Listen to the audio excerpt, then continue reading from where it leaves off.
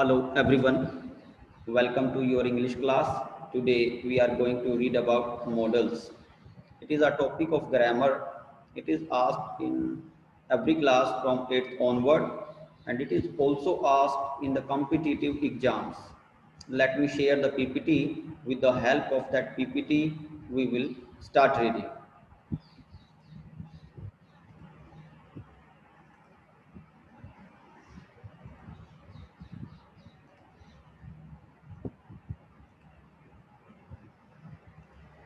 Yes, देख सकते हैं हम पीपीटी में modals are the auxiliary verbs. Auxiliary verb क्या होती हैं? ये सहायक वर्ब होती हैं, इनको हेल्पिंग वर्ब भी बोला जाता है। तो मॉडल क्या है? एक्चुअली एक वर्ब का ही पार्ट है। ये एक सहायक वर्ब होती है और they express the mode and manner of the action denoted by the main verb. अब जो एक मेन वर्ब होती है, तो मेन वर्ब का जो कार्य किया जाता है उसका ये मोड बताती हैं। तो कौन कौन से मोड ये बताती हैं? जैसे कि कोई एबिलिटी हो, पॉसिबिलिटी हो, प्रोबेबिलिटी हो, परमिशन है, ऑब्लिगेशन है, तो ये चीज़ें मॉडल्स के द्वारा एक्सप्रेस की जाती हैं। मॉडल्स आर 13 इन नंबर, और नंबर में, संख्या में मॉडल्स कितने होते हैं? 13 होते हैं। ऑक्सिलरी वर्ब्स तो बहुत होती हैं, तो ऑक्सिलरी वर्ब के भी आगे पार्ट बने हुए होते हैं, वो हम नेक्स्ट स्लाइड में देखेंगे।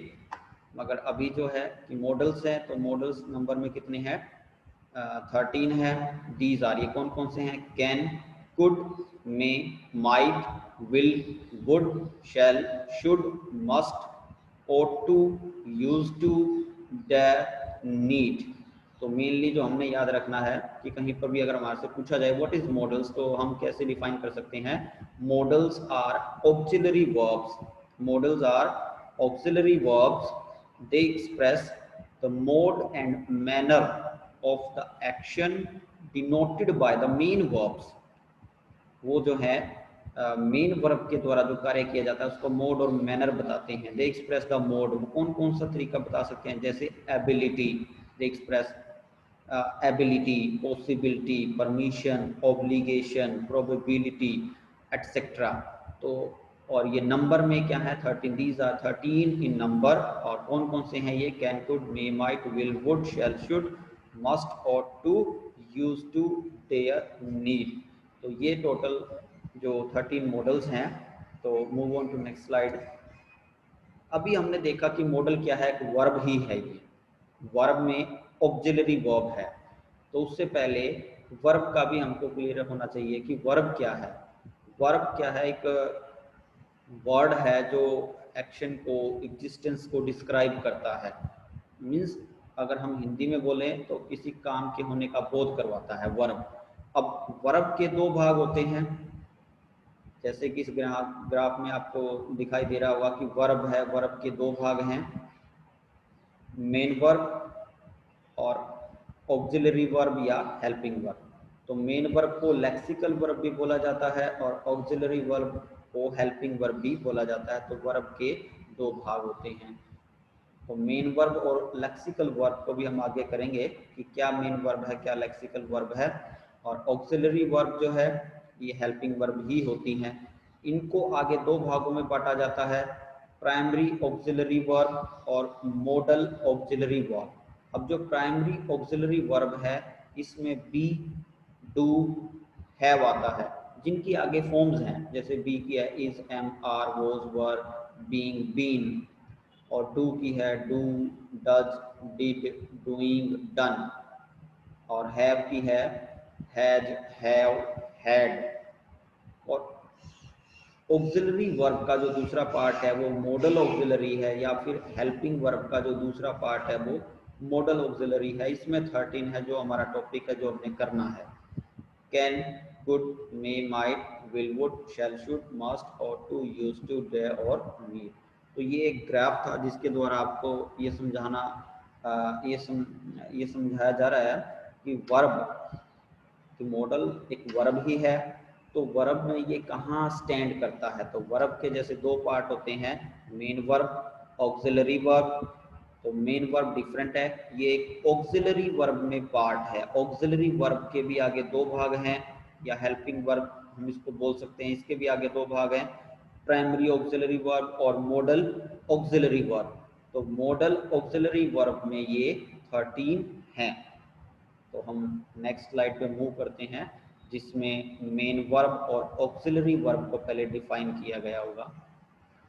हाँ जी, मेन वर्ब या लेक्सिकल वर्ब। मेन वर्ब या लेक्सिकल वर्ब क्या होती है? Verbs which are used as main verb in sentences. Mean जो सेंटेंस में मेन वर्ब के तौर पे प्रयोग की जाती हैं वो मेन वर्ब कहलाती हैं। They are independent for their meaning. वे अपने मीनिंग के लिए स्वतंत्र हैं, मतलब किसी पर निर्भर नहीं हैं। अब आई एग्जाम्पल के तौर पे, आई राइट ए लेटर, तो यहाँ पे जो राइट है ये मेन वर्ब है। मैं लेटर लिखता हूँ। He has not written a letter, उसने पत्र नहीं लिखा है। तो रिटन भी क्या है? मेन वर्ब है। तो यहाँ से थोड़ा समझो कि मेन वर्ब कौन सी होती हैं जो अपने आप में इंडिपेंडेंट है और सेंटेंस में एक मेन वर्ब का काम करती हैं। और जो दूसरा ऑक्सिलरी वर्ब जिसमें से हमारा मॉडल निकला है, ऑक्सिलरी वर्ब या helping verb are used with main verbs to form question, negative, tense along with to express possibility और willingness। जो auxiliary verb हैं ये मेन वर्ब के साथ इनका प्रयोग किया जाता है, कोई क्वेश्चन बनाने के लिए, कोई नेगेटिव या कोई टेंस बनाने के लिए, जिसमें पॉसिबिलिटी और विलिंगनेस भी दिखाई दे सकती है। और they are also called helping verb. इनको हेल्पिंग वर्ब भी कहा जाता है, यानी कि जो ऑक्सिलरी वर्ब हैं इनको हेल्पिंग वर्ब भी बोला जाता है। फॉर एग्जाम्पल के तौर पे, he is writing a letter, तो यहाँ पे जो इज है ये एक ऑक्सिलरी वर्ब है। He can lift this box, जो ये कैन है ये भी एक ऑक्सिलरी वर्ब है। जो इज ऑक्सिलरी वर्ब है वो प्राइमरी ऑक्सिलरी वर्ब है। कैन जो ये ऑक्सिलरी वर्ब है ये मॉडल ऑक्सिलरी वर्ब है, जो हमारा टॉपिक है जिसको हम करेंगे। तो ये इस स्लाइड में जो मेनली आपको ये बताया गया था कि वर्ब में से ही मॉडल जो है वर्ब ही है। अब वर्ब के दो भाग होते हैं, मेन वर्ब और ऑक्सिलरी वर्ब। मेन वर्ब तो जो मेन वर्ब है इंडिपेंडेंट है। ऑक्सिलरी वर्ब क्या है? ये सहायक है। ये प्राइमरी ऑक्सिलरी भी इसमें होती हैं और मॉडल ऑक्सिलरी भी इसमें होती हैं। ये मेन वर्ब की सहायता करती हैं कोई क्वेश्चन बनाने के लिए, कोई नेगेटिव या टेंस कंप्लीट करने के लिए। संभावना या विलिंगनेस भी इनमें दिखाई जाती है। तो नेक्स्ट स्लाइड पे मूव करते हैं। Auxiliary verb. ऑक्सिलरी वर्ब्स क्या है? हेल्पिंग वर्ब है ये। इसी में से ही हमारा मॉडल का टॉपिक जो है। Auxiliary verbs are of two types. Auxiliary verb या हेल्पिंग वर्ब भी हम इसको बोल सकते हैं, ये दो प्रकार की होती हैं। जैसे प्राइमरी ऑक्सिलरी वर्ब्स, एक तो प्राइमरी ऑक्सिलरी वर्ब होते हैं जिसमें be, have and do are primary auxiliary verb. Be, have, do ये प्राइमरी ऑक्सिलरी वर्ब्स हैं। देयर फॉर्म्स आर, इनकी फॉर्म कौन कौन सी है? बी की, जैसे be, is, am, are, was, were, being, been, ये इस बी प्राइमरी ऑक्सिलरी वर्ब की फॉर्म है। और हैव की कौन कौन सी फॉर्म है? हैव, हैज, हैड, हैविंग, ये सब हैव की प्राइमरी ऑक्सिलरी वर्ब हैं। डू की, do, does, did, doing, done, ये सब डू की प्राइमरी ऑक्सिलरी वर्ब्स हैं। तो ऑक्सिलरी वर्ब्स सहायक क्रिया है जो मेन वर्ब की सहायता करती है। इसके भी आगे दो भाग हैं, प्राइमरी और मॉडल। प्राइमरी में कौन कौन सी आती हैं? Be, have, do. अब बी की भी आगे फॉर्म्स बनी हुई हैं, हैव की भी फॉर्म बनी हुई है, डू की भी फॉर्म बनी हुई है। अब हमारा जो टॉपिक है model auxiliary verb. Model auxiliary verb, it is always used with the main verb. इसका हमेशा ही मेन वर्ब के साथ ही इसका प्रयोग किया जाएगा। Only the first form of verb is used after a modal auxiliary। Model auxiliary के बाद हमेशा वर्ब की फर्स्ट फॉर्म का ही प्रयोग किया जाता है, इस बात का ध्यान रखना। दीज आर, ये कौन कौन सी हैं, वही 13 है। Can, could, may, might, will, would, shall, should, must, ought to, used to, dare, need। तो ये सब क्या है, मॉडल ऑक्सिलरी वर्ब हैं, जिनको हम मॉडल्स भी कहते हैं, और हमारा यही टॉपिक है, यही हमने करना है। तो मेनली एक जनरल आइडिया आपको मिल गया होगा कि मॉडल क्या है। कि ऑक्सिलरी वर्ब है जो मोड और मैनर को एक्सप्रेस करती हैं किसी कार्य की, मीन्स जो एक्शन होता है उसके मोड और मैनर को, मोड किस तरह से हो सकता है, जैसे पॉसिबिलिटी, परमिशन, ऑब्लिगेशन, प्रोबेबिलिटी, तो ये सब मोड हैं। तो ये चीज़ें एक्सप्रेस होती हैं मॉडल के द्वारा। ये नंबर में 13 है, टोटल 13 हैं। कौन कौन सी हैं ये आपने अभी देखा, can, could, may, might, will, would, shall, should, must, ought to, used to, dare, need।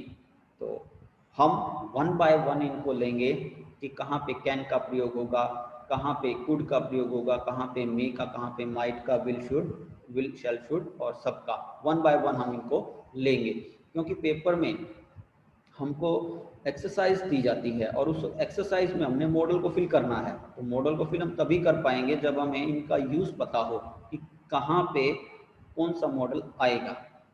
तो नेक्स्ट स्लाइड पे मूव करते हैं। तो जो ये टोटल 13 मॉडल्स हैं वो आपके सामने हैं। तो सबसे पहले हमारा कैन है, तो हम यूजेस ऑफ कैन, कहाँ पे हम कैन का प्रयोग करेंगे। कैन अपने आप में क्या है, can means to be able to और नो हाउ टू। कैन अपने आप में क्षमता दिखाता है, योग्य होना और पता होना कि कोई चीज़ कैसे करते हैं, ठीक है। और सकना, इसका जो हिंदी में वैसे अर्थ तो नहीं कह सकते, मीन्स किसी कार्य को करने की योग्य होना, पता होना, नो हाउ टू, ये इसका मेनली मीनिंग है। तो कहाँ पे कैन का प्रयोग किया जाना है, पहला है to express power, ability and capacity. जहाँ पे पावर, एबिलिटी, कैपेसिटी की बात हो वहाँ हम कैन मॉडल का प्रयोग करते हैं। पावर ताकत, एबिलिटी योग्यता, कैपेसिटी क्षमता। जैसे for example, I can swim across the river, मैं नदी पार कर सकता हूँ, मीन्स मेरे अंदर क्या है, क्षमता है। I can swim across the river, तो यहाँ पे कैपेसिटी शो हो रही है, तो हमने किसका प्रयोग करना है, कैन मॉडल का प्रयोग करना है।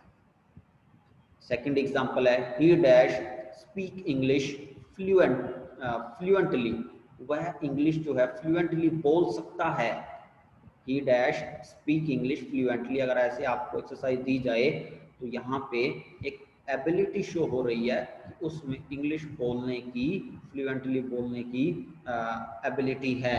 तो हम किस मॉडल का प्रयोग करेंगे, कैन का प्रयोग करेंगे। नेक्स्ट एग्जांपल इसका है, Ram can lift this box, Ram में इतनी पावर है, ताकत है कि वो इस बॉक्स को उठा सकता है। तो जहाँ पे पावर, एबिलिटी, कैपेसिटी एक्सप्रेस होती है उस सेंटेंस में, हम मॉडल कैन का प्रयोग करते हैं।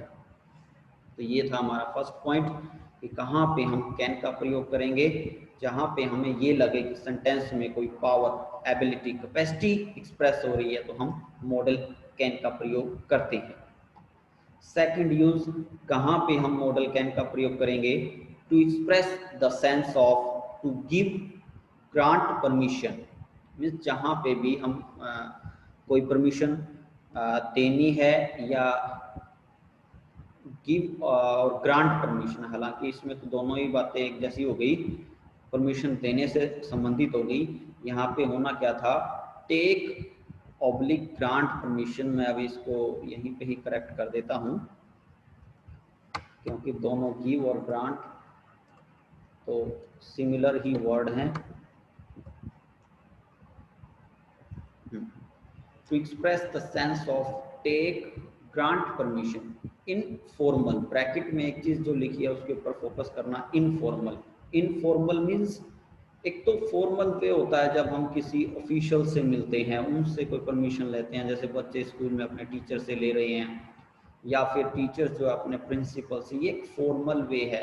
या किसी ऑफिस में जाकर कोई भी ऑफिशियल वहाँ पर है उससे परमिशन ले रहे हैं, तो ये फॉर्मल है। मगर इन फॉर्मल वे में यदि परमिशन लेनी है या देनी है तो हम कैन का प्रयोग कर सकते हैं। अब ये इनफॉर्मल वे कहाँ होता है, जैसे हम अपने माता पिता से, भाई बहन से, फ्रेंड से, तो ये कोई परमिशन ले रहे हैं, दे रहे हैं, तो हम कैन का प्रयोग करते हैं। ये एक इनफॉर्मल वे है।